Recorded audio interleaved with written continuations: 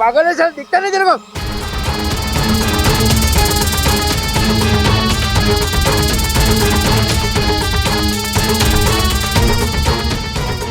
आप ठीक तो? चोट नहीं लगी ना?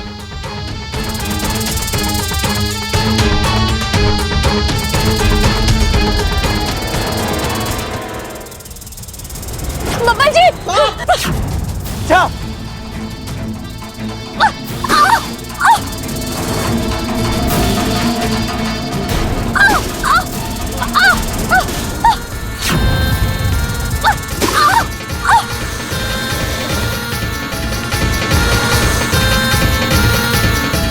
इच्छा संभालो प्लीज। बाबा जी आप दूर रहिए। फेंको इच्छा, फेंको उसे।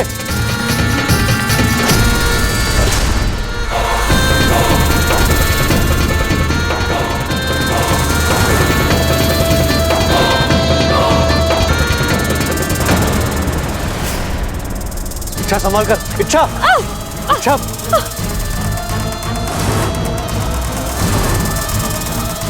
इच्छा संभाल के।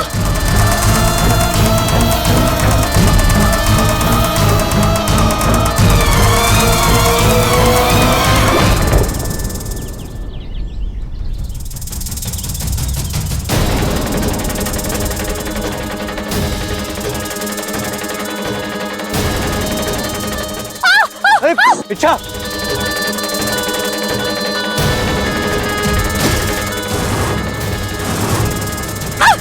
इच्छा तुम। बाबा जी आप दूर रहिए, आप दूर रहिए। बेटा दादी।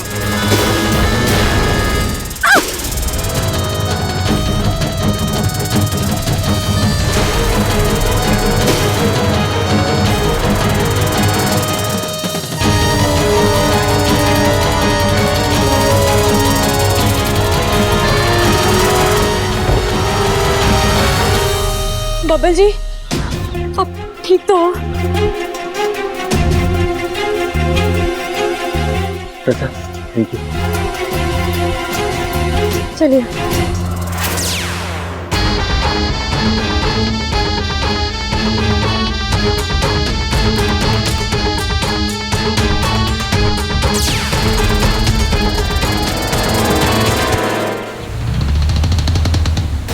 पता नहीं इतनी ताकत कहां से आ गई इच्छा में। कोबराज को मात दे दी उसने। पानी फन के ऊपर जा चुका है। इच्छा के विरोधी तेवर अपनी हदें पार कर रहे हैं। वो ना तो खुद बबल को मार रही है और ना ही हमें उसे मारने दे रही है। अगर ऐसा ही चलता रहा तो हम नागिस्तान के नियमों पर कभी भी अमल नहीं कर पाएंगे।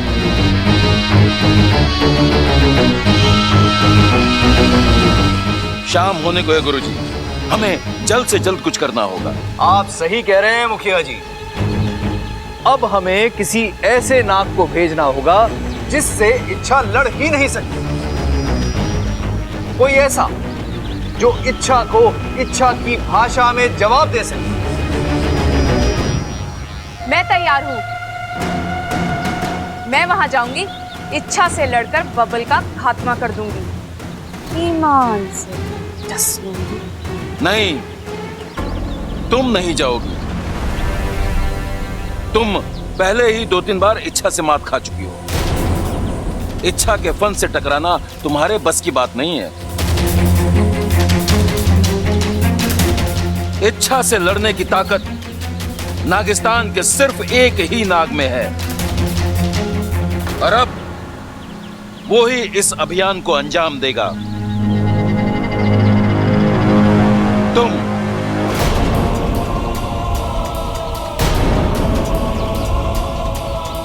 तुम जाओगे इंसानी बस्ती।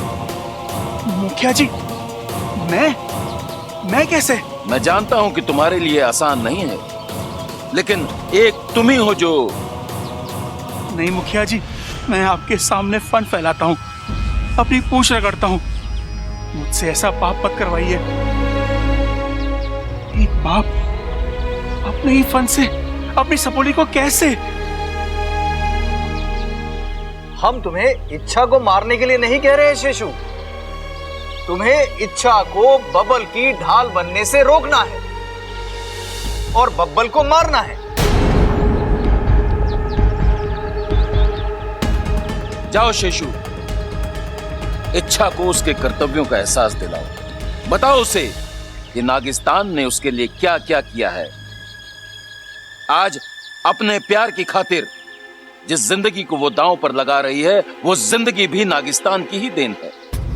लेकिन मुखिया जी। शेषु, हमारी इच्छा से कोई दुश्मनी नहीं है और ना ही बब्बल से, लेकिन अब हालात ही कुछ ऐसे हैं कि मजबूरन हमें। मैं आपकी बात समझ रहा हूं, लेकिन बब्बल मेरा दामाद है, मेरे परिवार का हिस्सा है। मैं ना ही उसका घात कर सकता हूं, ना ही इच्छा का। जज्बाती होकर मत सोचो शेषु, हमारे पास अब ज्यादा वक्त नहीं है। तुम अभी जाओ और जाकर बब्बल को खत्म कर दो। और यदि इच्छा बीच में आए तो उसे कैसे संभालना है, यह तुम अच्छी तरह से जानते हो।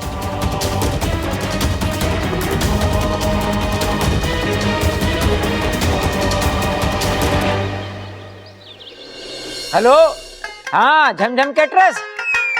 हाँ खड़क बोल रहा हूँ, खड़क। 25 आदमियों का खाना बनना है, ऐसा कुछ करना कि 50 लोगों को हो जाए। अरे हो जाएगा, कोशिश कर। अरे वैसे भी गर्मी है, गर्मी में आदमी खावे ना, पानी ज्यादा पीवे है, समझ गया? खड़क, प्रबल हवन कुंड ले आया? हाँ हाँ दादी, यो रहा हवन कुंड, यो आ गया हवन कुंड। और सबल, पूजा की सामग्री सब तैयार है ना? सब तैयार है दादी। चल।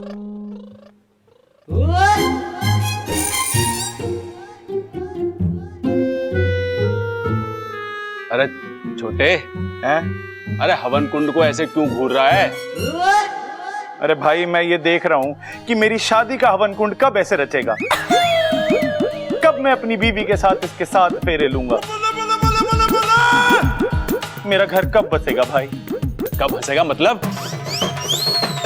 अरे रोज तो हंसता है हमारा घर।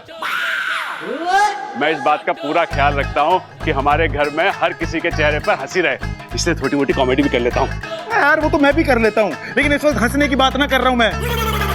मैं बात कर रहा हूँ कि मेरा घर कब बसेगा। अरे तुझे शादी के साइड इफेक्ट के बारे में कितनी बार बता चुका हूँ, तू मानेगा ना? शादी करके ही छोड़ेगा। हाँ। अरे छोड़, मुझे बहुत सारी तैयारी करनी है। दादी, मैं भी आपकी कुछ मदद कर दूं? हमें इस चीज का ख्याल रखना है कि पूजा में किसी भी चीज की कोई कमी ना रहे। ऐसा हो भी नहीं सकता, नागंजना देवी इस मामले में बहुत कड़क है। अब वैसे दादी, आपको ये नागंजना देवी के बारे में पता कैसे चला? अरे ऐसे लोगों का थोड़ी ठिकाना होता है, आज यहाँ कल वहाँ। मैं पंडित जी से अपने घर के सर्प दोष के बारे में बात कर रही थी। बातों बातों में उन्होंने बताया एक सपेरन आई है, नागंजना देवी, जो शिव जी का मंदिर है ना, उसके पीछे काली पहाड़ी है, वहां ठहरी और वो इस सारे दोष निकाल देती। तब मुझे याद आया कि मेरी माँ भी इनकी गुरु माता के पास जाती थी, तो मैं भी चली गई।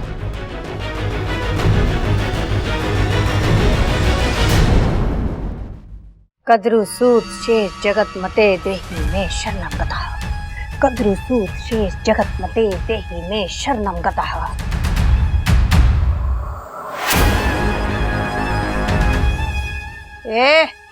जल्दी करो, जल्दी भरो सामग्री।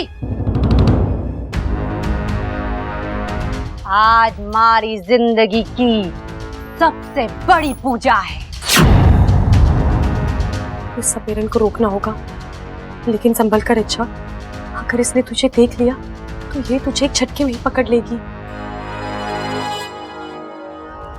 गुरु मैया आशीर्वाद दीजिए कि आज हमारी पूजा सफल हो जाए। नहीं नागंजना देवी, तेरी पूजा संपन्न तो दूर, मैं शुरू ही नहीं होने दूंगी।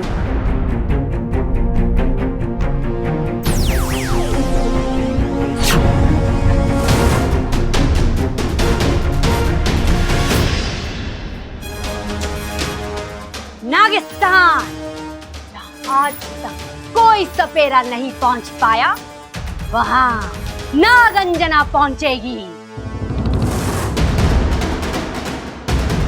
नागंजना,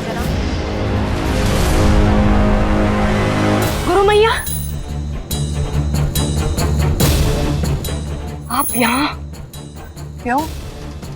हम अपनी शिष्या से मिलने नहीं आ सकते? जी बिल्कुल आ सकती हैं। ये तो हमारा सौभाग्य है कि आप। हम यहाँ एक विशेष कार्य से आए हैं। हमें हमारी दिव्य दृष्टि से ये पता चला है कि करचुरा के जंगल में एक नागमणि वाली नागिन। जाओ, उसे पकड़कर वो नागमणि हासिल करो। जो आ गया गुरु मैया, बस आज की ये पूजा संपन्न कर लूं, फिर नहीं, ये सब कुछ इंतजार कर सकता है, पर वो नागमणि, वो मुझे अभी चाहिए। और ये मेरा आदेश है। जाओ, मेरे आदेश का पालन करो। जो आ गया। चलो।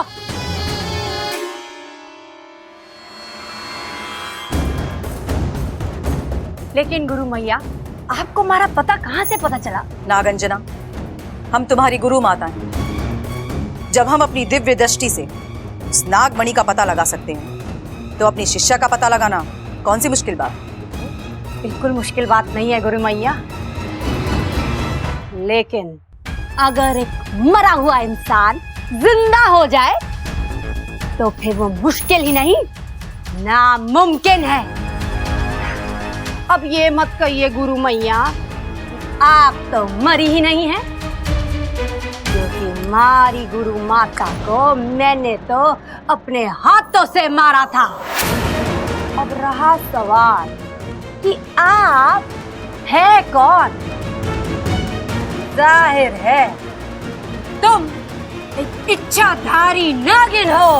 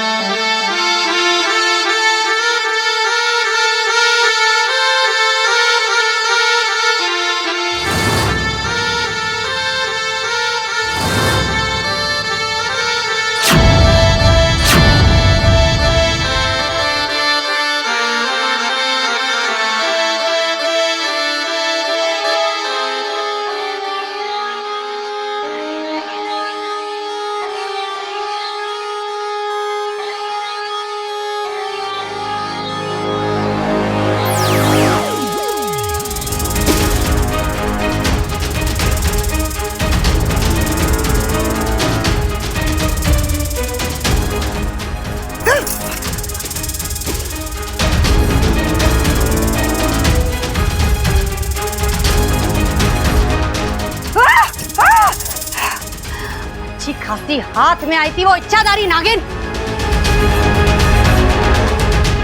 उस संगीत की आवाज ने सारा खेल बिगाड़ दिया। पता नहीं कौन थी, यहाँ क्यों आई थी?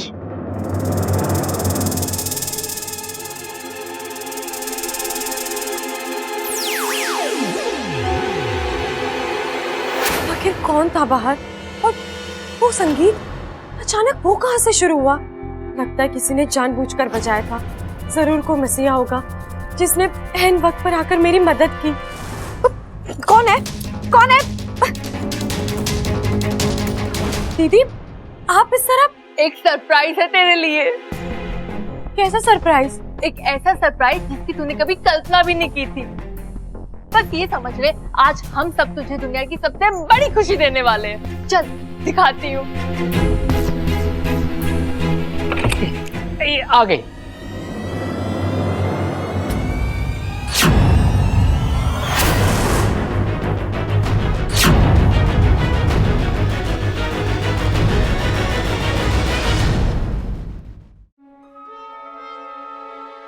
गौर से देख इन्हें और पहचानने की कोशिश कर। इच्छा, ये तेरे पिताजी है।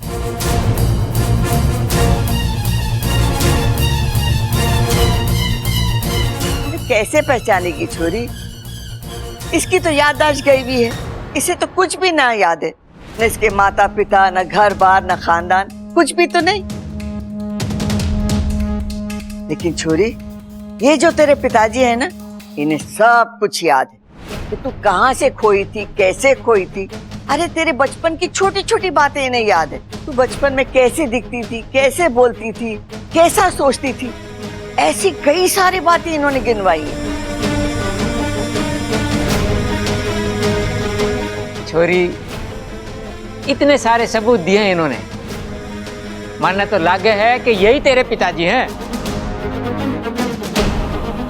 मैंने आपको पहले भी कहीं देखा है।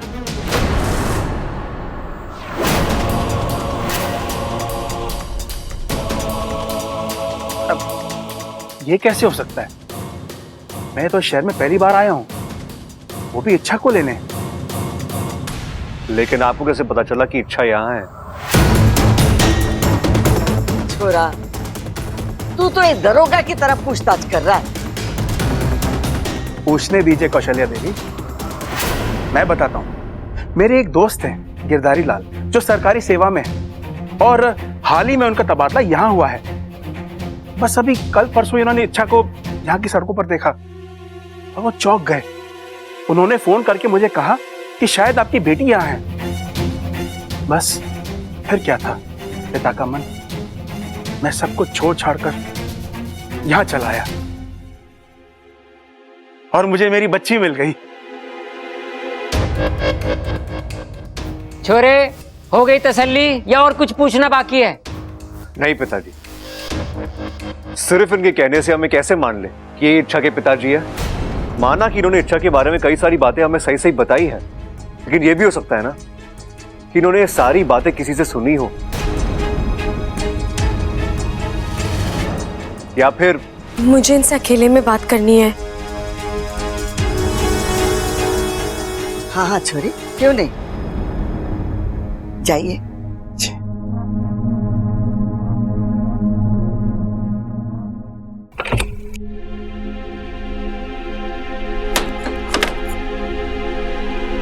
पिताजी, पिताजी, ये सब नहीं इच्छा, मेरे करीब मत आओ, मैं कमजोर पड़ जाऊंगा। और फिर जिस काम के लिए मैं यहाँ आया हूँ वो शायद। आप किस काम से आए हैं यहाँ? उसी काम से जो तू पूरा नहीं कर पा रही है। मैं बबल को खत्म करने आया हूँ।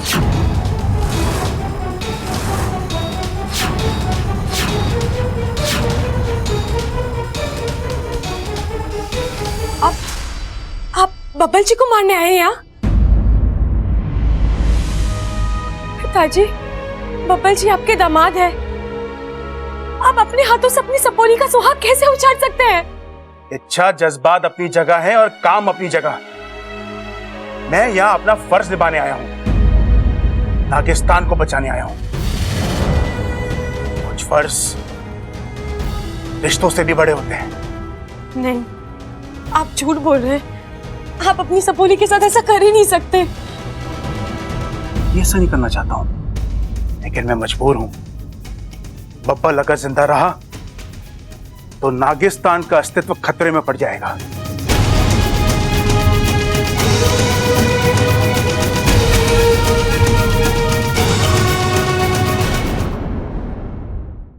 बब्बल अगर जिंदा रहा तो नागिस्तान का अस्तित्व खतरे में पड़ जाएगा और हम ये होने नहीं देंगे। लेकिन पिताजी, जो हुआ उसमें बब्बल जी का क्या दोष है? वो तो हालात के हाथों मजबूर हैं। और फिर नागिस्तान को डर उस सपेरन से है ना, फिर आप उस सपेरन को मारकर। बात को समझने की कोशिश करो अच्छा। एक सपेरन को मारकर इस मुश्किल का हल नहीं निकलेगा। कल को कोई और सपेरन उठकर खड़ी हो जाएगी। जब तक बबल के मन में नागिस्तान जिंदा है, ये खतरा बना रहेगा। इसलिए नाग स्मृति में लिखा हुआ है, कोई भी इंसान जिसके दिमाग में नागिस्तान की स्मृति अंकित है, उसे मरना होगा। अगर ऐसा है तो आप भी मेरी बात सुन लीजिए। मैं बब्बल जी को कुछ नहीं होने दूंगी। उनकी पत्नी होने के नाते उनकी रक्षा करना मेरा फर्ज है और मैं वो फर्ज निभाऊंगी, हर हाल में निभाऊंगी। कैसे निभाएगी तू? इतनी ताकत नहीं है तुझ में। देखा नहीं, उस सपेरा ने तुझे पकड़ ही लिया था, मार देती तुझे वो। ये तो मैं वक्त पर पहुंच गया और दूसरी दोनों बजा दी, ताकि तुम पर उस सपेरन की बीन का असर ना हो।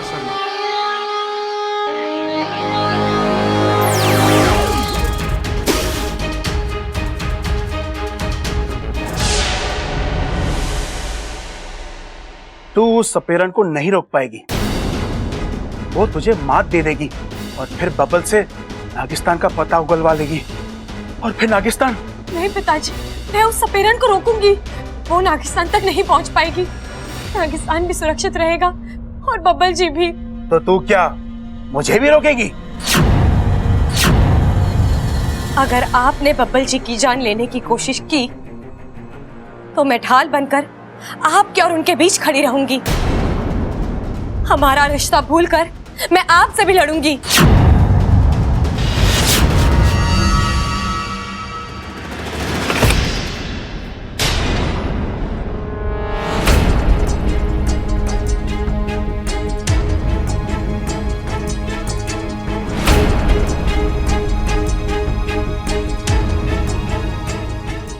हो गई बात?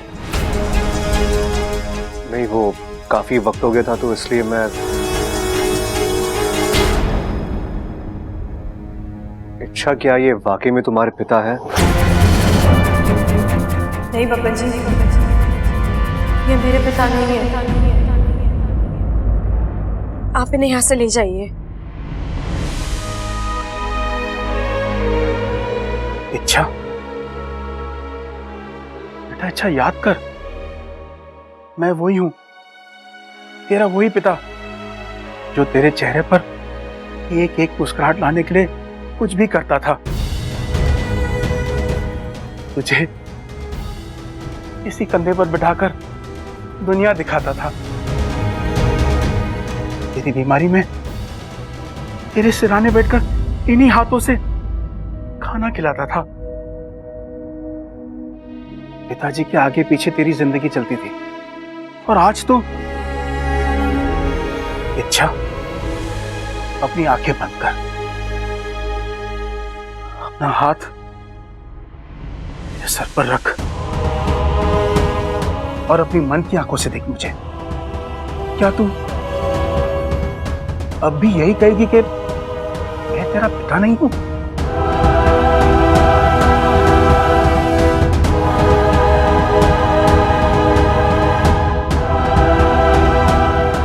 मुझे माफ कर दीजिए, मैं आपको पहचान नहीं पाई।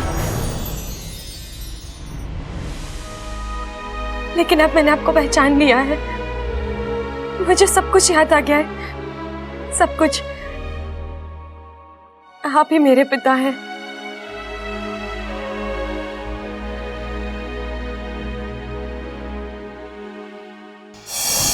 शिव जी ने हमारी प्रार्थना सुन ली, हमारी छोरी की याददाश्त वापस आ गई। इच्छा, मुबारक हो। ए माँ, सालों बाद बाप बेटी का मिलन हुआ है। आज का दिन हमारे लिए किसी त्योहार से कम ना है, क्यों भाई? अरे क्या बात कर रहे हो पिताजी? इनसे कहो कि आज का दिन हमारे लिए किसी त्योहार से कम ना है।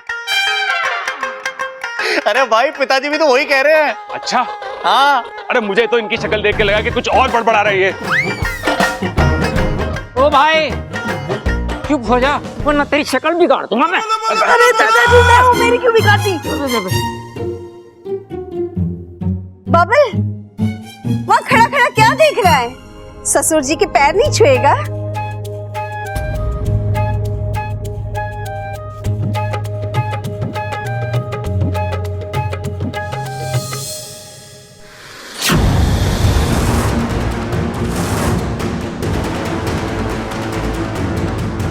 आपकी छोरी बहुत प्यारी, बहुत संस्कारी। 6 महीना पहले हमारे पोते बबल को मिली थी। इस घर में आकर रहने लगी, पहले बेटी बनकर और फिर बहू। अरे हमारे घर में तो एक पत्ता भी ना हिलता उसकी मर्जी के बिना। इस घर में इच्छा को किसी चीज की कोई कमी नहीं, सारे रिश्ते मिल गए हैं उसे यहाँ। लेकिन माँ बाप का प्यार उसकी जगह तो कोई नहीं ले सकता। मेरी शिवजी से हमेशा प्रार्थना थी कि वो अपनी लीला दिखाए और इच्छा को उसके माँ पिताजी से मिला दें। इतना ही नहीं माँ जी, आज शिवजी ने मुझे मेरे अपनों की सच्चाई से भी वाकिफ करा दिया है। इच्छा की खुशी इस घर की खुशी, और ये खुशी हम जोर शोर से मनाएंगे। कल इस घर में जश्न होगा। अरे कल क्यों दादी, आज क्यों नहीं? अरे छोरा, आज पूजा है ना, जश्न के लिए वक्त कहाँ मिलेगा? अरे दादी वक्त मिलेगा, पूजा 12 बजे के बाद है ना। उसके पहले थोड़ा बहुत जश्न तो मना ही सकते हैं ना हम लोग, क्यों? सही कह रहा है तू छोटे, ये ले पैर। लेकिन तब तक अगर पिताजी ने बब्बल जी के साथ कुछ नहीं, मैं ऐसा नहीं होने दूंगी।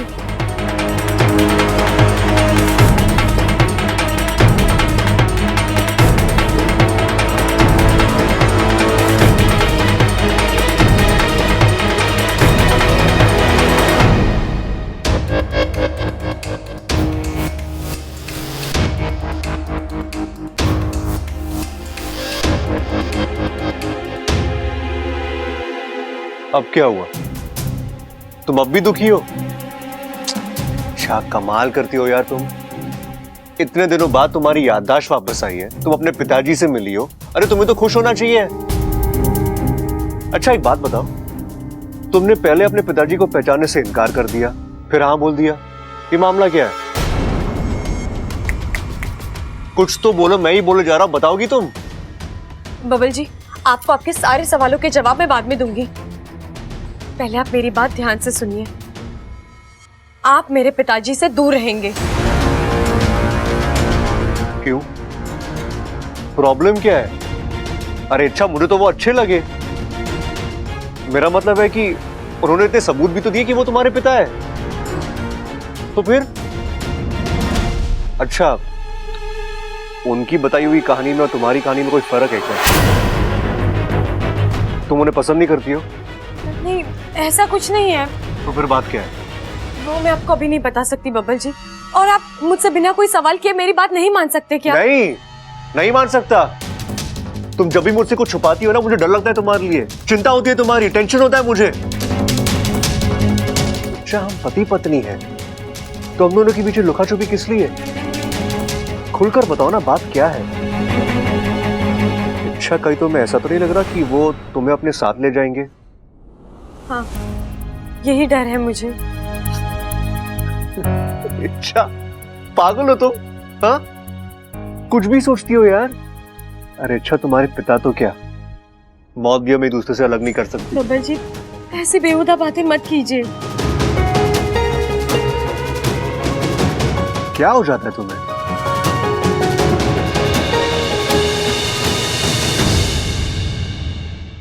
हाँ तो भाई, मैं सबल आज इस रंगारंग कार्यक्रम में आप सबका स्वागत करता हूं। तालियां! अरे स्वागत ही करता रहेगा या आगे भी कुछ बोलेगा? कर रहा भाई। हाँ तो भाई, जैसे कि आप लोग सब जानते ही हैं कि हम यहाँ पे क्यों इकट्ठा हुए हैं। भाई क्यों इकट्ठा हुए हैं? याद आया। हाँ बब्बल, आज मेरे छोटे भाई बब्बल का जन्मदिन है। तालियां! चंचल, मारा लठ लेका, आज इसकी अकल ठिकाने लगानी है, वरना तो तमाम। अरे पिताजी आराम से।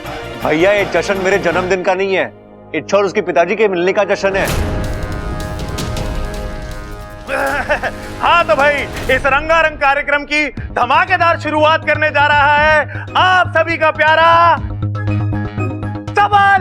तालियां! बजा दो। हाँ भाई, एक मिनट। तो दादी, इस कार्यक्रम की शुरुआत में अपनी क्लासिकल आवाज में एक क्लासिकल सॉन्ग पेश करने जा रहा हूं मैं, दादी। जीता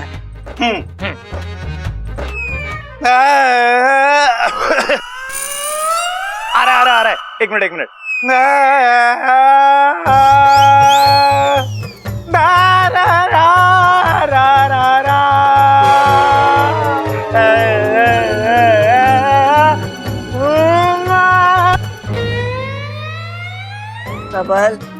चुप कर जा। गधा जब अपना गला साफ करता है ना, तब भी तुझसे ज्यादा सुरीला होता है वो। दादी, इस पूरे घर में मैंने देख लिया है, किसी को भी मेरे टैलेंट की कदर ना है। ओ भाई, इस घर में तू अकेला ना है, हम सब भी हैं। हम भी अपना टैलेंट दिखाएंगे, क्यों भाई? 1 2 3 4।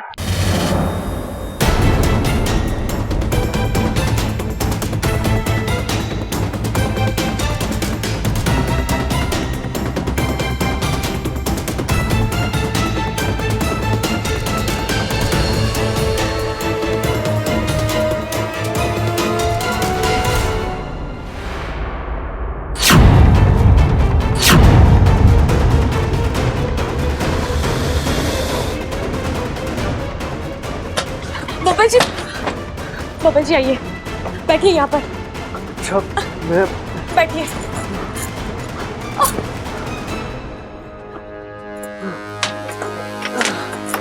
अच्छा मुझे बब्बल जी, बब्बल जी आंखें मत बंद कीजिए। देखिए, मैं जानती हूँ आपको नींद आ रही है, लेकिन आंखें खुली रखिए। आंखें खुली रखिए बब्बल जी, आंखें खुली रखिए। बब्बल जी, बब्बल जी, लगता है पिताजी ने बब्बल जी को डस लिया है। उनका जहर तो मुश्किल से 3 मिनट बचे हैं, उससे पहले बब्बल जी को बचाना होगा, वरना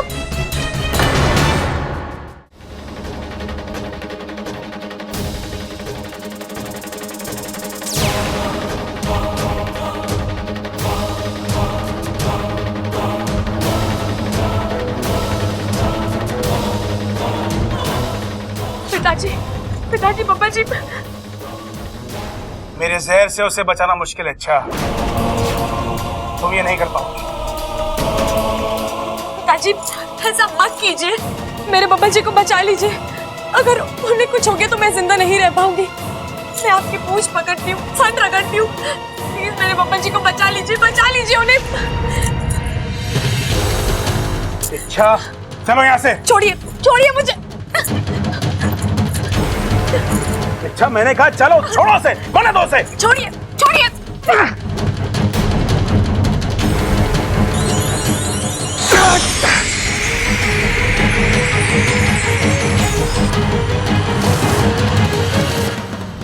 नहीं, अच्छा ऐसा मत कर। बब्बल को बचाने का मतलब है नागिस्तान की दवाई। ये तो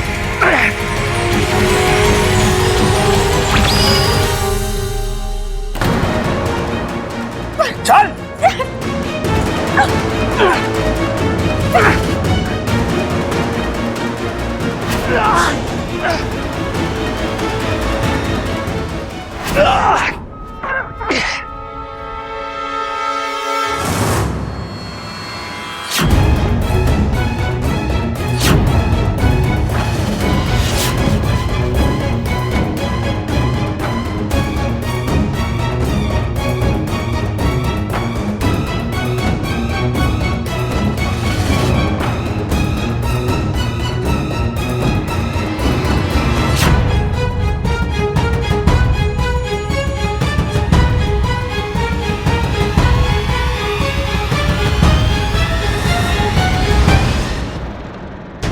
बब्बल जी, बब्बल जी, बब्बल जी, बब्बल जी।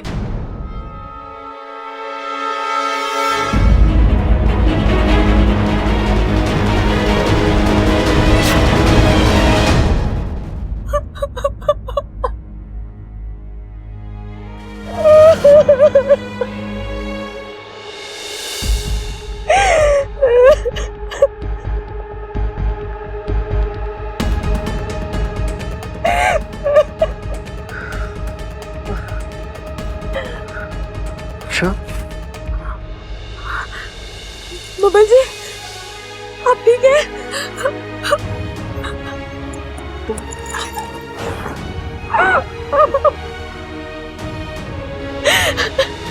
अच्छा, तुम रो क्यों रही हो?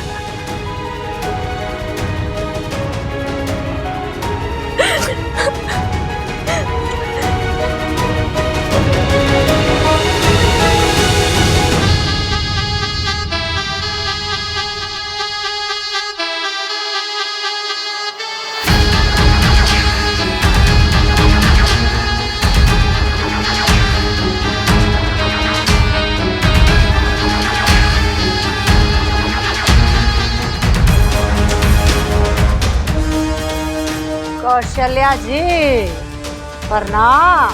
प्रणाम। पूजा की तैयारी हो गई? आपने पूजा के लिए जो जो सामग्री कही थी सब लाके रखी। हमारी तरफ से भी हम पूरी तैयारी करके आए हैं। वो देखो जी, बब्बल भी आ गया।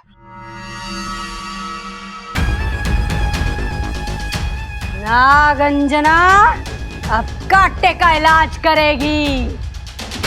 सारा डर, सारी चिंता आधे में हवा हो जाएगी। ए चोरे, आंखें खोल और तमाशा देख। अब नाग दोष से सारी मुक्ति निश्चित है। लेकिन नागंजना जी, वो जिसकी वजह से नाग दोष हुआ है उसका क्या? उसकी भी पूंछ कटेगी।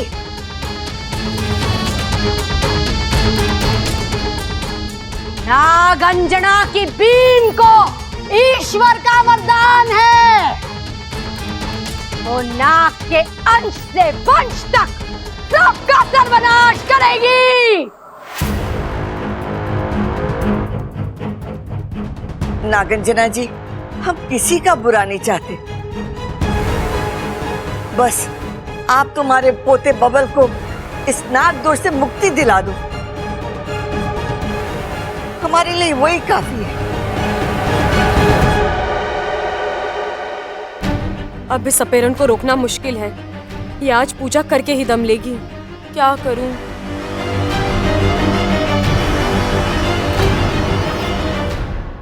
ए छोरे, चल मेरे साथ। हाथ?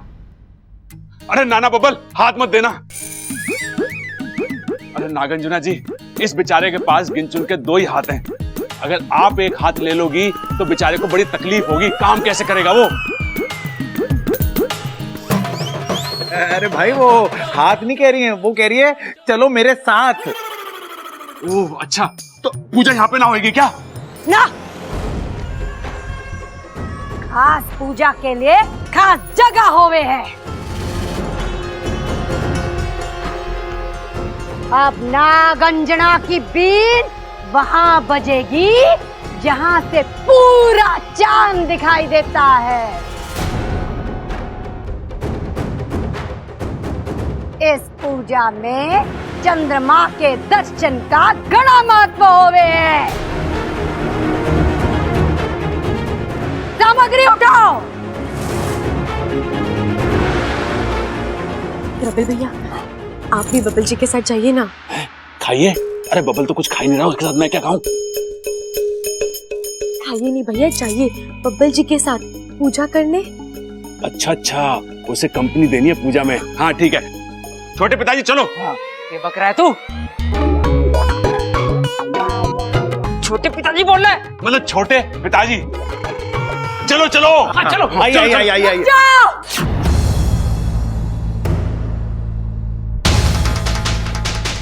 मणे भीड़ नहीं, सिर्फ ये छोरा बब्बल चाहिए।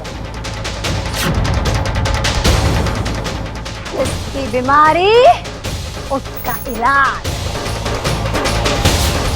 एक भी आदमी बढ़ा तो ये पूजा सफल ना होगी।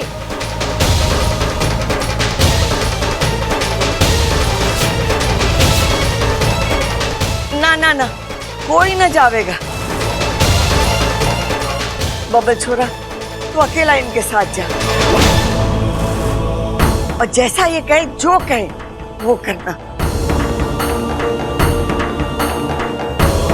बस हमारे छोरे को नाग दोष से मुक्ति मिल जाए और हमें कुछ ना चाहिए। चलो।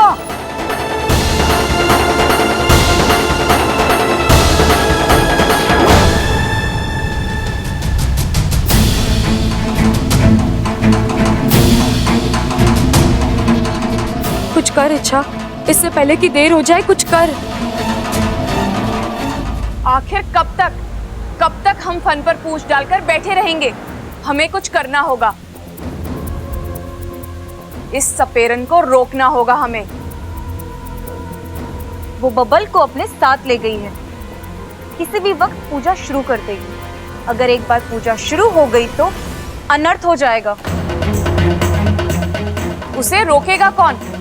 कोबराज को इंसानी बस्ती भेजा था, लेकिन वो भी फन छुपाकर लौट आया। अब उससे खतरनाक नागिस्तान में है कौन? उस सपेरन से 2 फन करना आसान नहीं है। कौन लेगा ये जिम्मा? कोई नहीं है, और अगर होता भी तो कोई फायदा नहीं था। नागंजना के पास दिव्य बीन है, जिसे देवों का आशीर्वाद प्राप्त है। नागिस्तान के ताकतवर से ताकतवर नाग भी उस बीन के आगे कमजोर पड़ जाएंगे।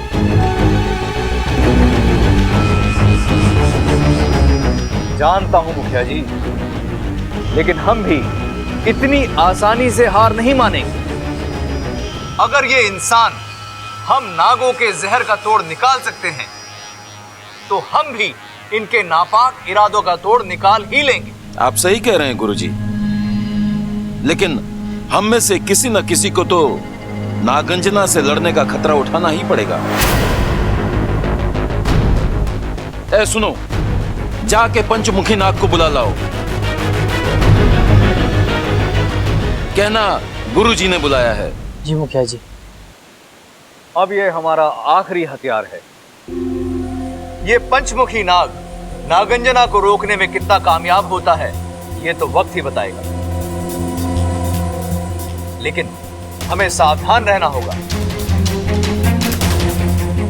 इससे पहले कि नागंजना नागिस्तान पहुंचे, हम सभी नागों को नागिस्तान छोड़कर कहीं दूर जाकर डेरा डालना होगा।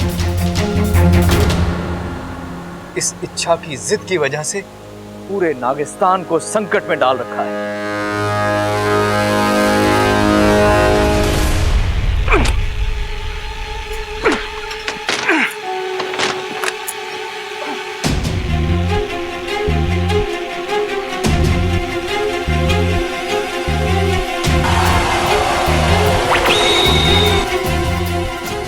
माफ कीजिए पिताजी, मैं आपको इस तरह अकेले, लेकिन आपने और कोई विकल्प ही नहीं छोड़ा। आप मेरी बात सुन लेते तो। लेकिन अब कोई फायदा नहीं है इन बातों का। मैंने आपको आजाद कर दिया है। चले जाइए यहाँ से और मुझे अपना काम करने दीजिए। वो सपेरन, वो बब्बल जी को अपने साथ ले गई है। मुझे हर हाल में उसे रोकना है। और नहीं रोक पाई तो जिद जिद जिद, तेरी जिद आज नागिस्तान को बर्बादी की ओर ले जा रही है। आज अगर ये पूजा पूरी हो गई तो नागिस्तान ध्वस्त हो जाएगा। फिर मैं तो क्या, नागोमी देव भी तुझे माफ नहीं करेंगे। लेकिन पिताजी, मैंने जो किया है वो अपने पति के लिए किया, अपने स्वार्थ के लिए किया ना।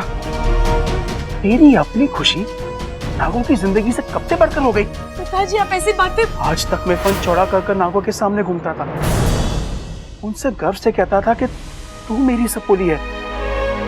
लेकिन आज तूने शर्म से मेरा फन झुका दिया। अच्छा बदला चुका है तूने नागिस्तान के एहसानों का। नहीं पिताजी, मैं ना ही नागिस्तान वासियों के एहसान भूली हूँ और ना उनका प्यार। यकीन मानिए, इच्छा मर जाएगी, लेकिन उस सपेरन को नागिस्तान नहीं पहुंचने देगी। अच्छा, कैसे रोकेगी तू उसे? वो कोई आम सपेरन नहीं है। उसके पास जो बीन है, उस पर ईश्वर का वरदान है। कल को पूरा नागिस्तान भी उसे लड़ने उतरेगा तो नहीं जीत पाएगा। आप ही ने सिखाया पिताजी, जीत ताकत से नहीं, जज्बे से हासिल होती है। और वो जज्बा है मुझ में। मेरे इरादे नेक हैं। आपका आशीर्वाद, बब्बल जी का प्यार है मेरे साथ। मैं लड़ूंगी भी और जीतूंगी भी। शेषो नमस्तुभ्यं समुद्र जल वासनम। शेषो नमस्तुभ्यं समुद्र जल वासनम। शेषो नमस्तुभ्यं समुद्र जल वासनम।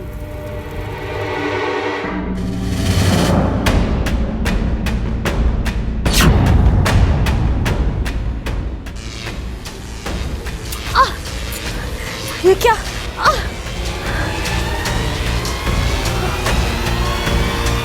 जादुई चाल?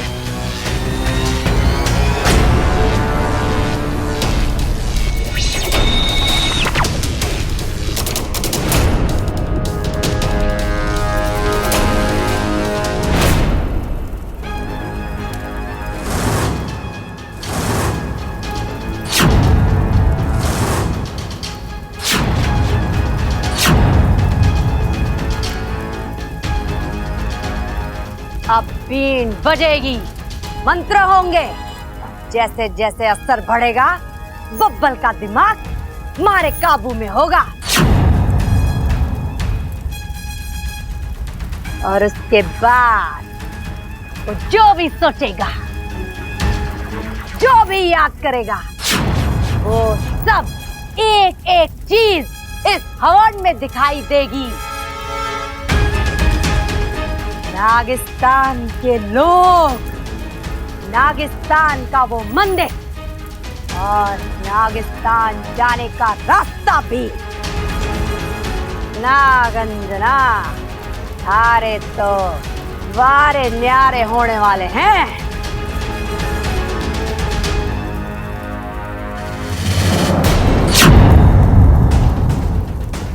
बस 4 उंगलियों का फासला तय करना है तने, फिर हम नागिस्तान में होंगे।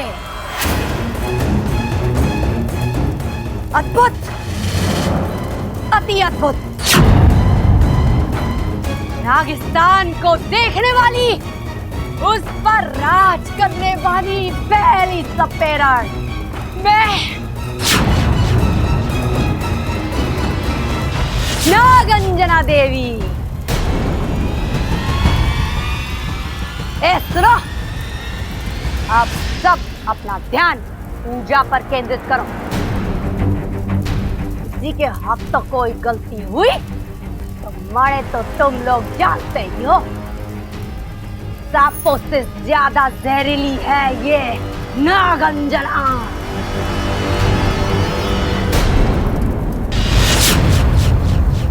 अब नागिस्तान को बचाने का एक ही उपाय है, बब्बल जी के शरीर में से अपनी आधी जान वापस लेनी होगी। जैसे ही जान निकलेगी, उनका दिल धड़कना बंद होगा, दिमाग काम करना बंद कर देगा और वो सपेरन इस हवन में कुछ नहीं देख पाएगी। मुझे माफ कर दीजिए बब्बल जी। वाह महाप्राद्यर्थे नित्य यश दान मध्यते।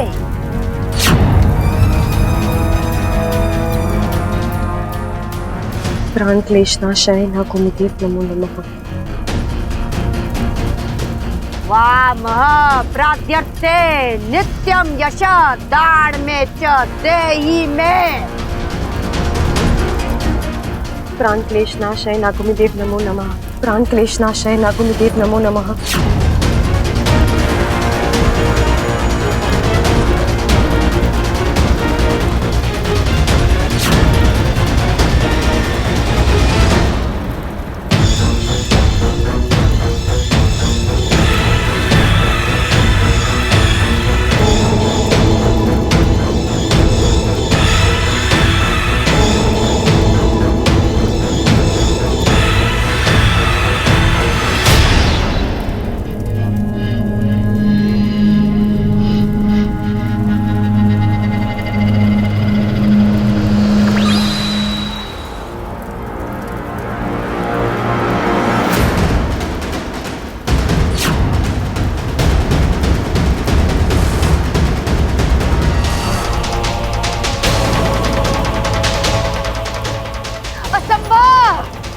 हमारी पूजा असफल नहीं हो सकती।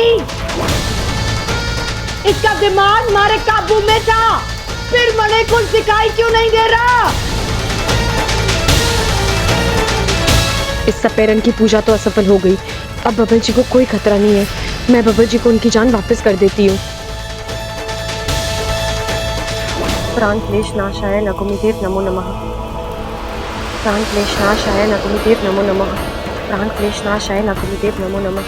प्राण क्लेशनाशाय नागुमिदेव नमो नमः।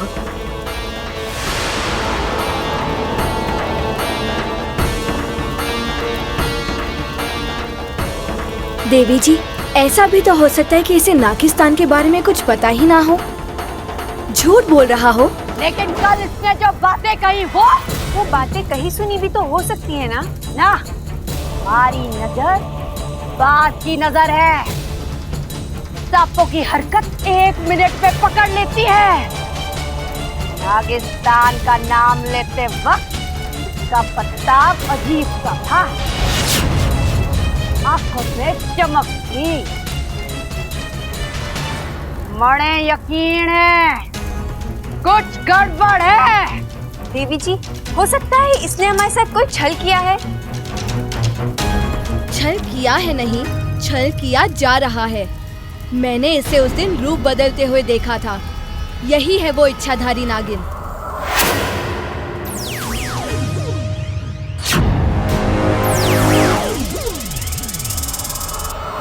इच्छाधारी नागिन।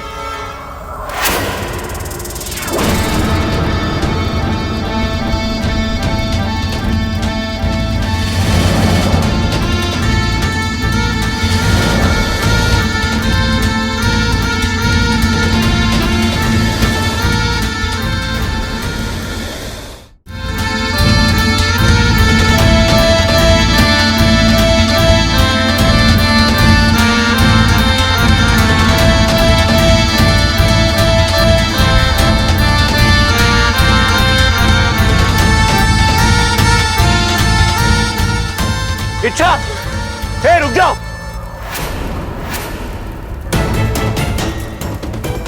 इच्छा, तुम यहाँ क्या ये सब? और आप ये देख क्या रहे हो? बीन बजा दो इसकी, खत्म करो इसे।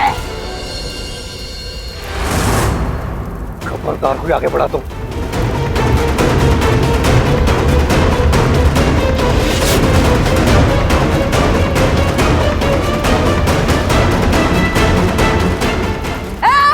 डरते क्यों? मार दो उसे। रुक जाओ। जो जहां खड़ा है वहीं खड़ा रहेगा। मैंने जमीन पर मिट्टी का तेल गिराया है। अगर किसी ने भी हिलने की कोशिश की तो आग लगा दूंगी। हमें जाने दो यहाँ से, वरना सब के सब जल के खाक हो जाओगे। बब्बल जी, आप सबके हाथ से बीन ले लीजिए।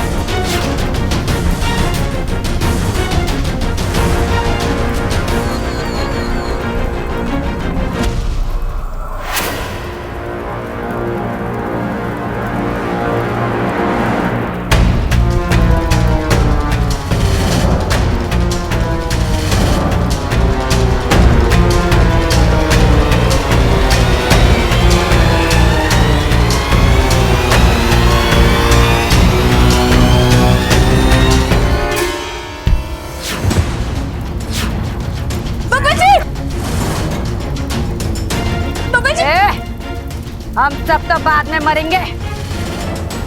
अगर तूने माचिस को नीचे नहीं रखा, थारा प्यारा बब्बल मारे हाथों मारा जाएगा।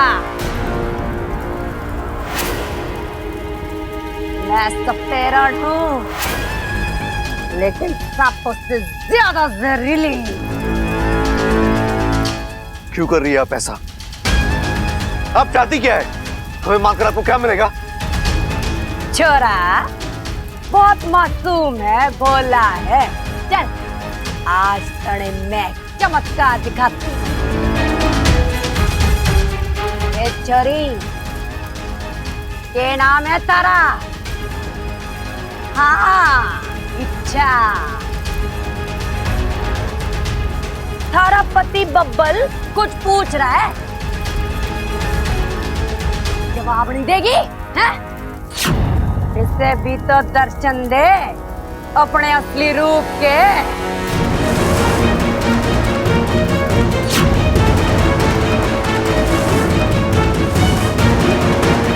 ए छोरी, वक्त ना है हमारे पास, अपने असली रूप में आ रही है या किस्सा खत्म कर दो इसका।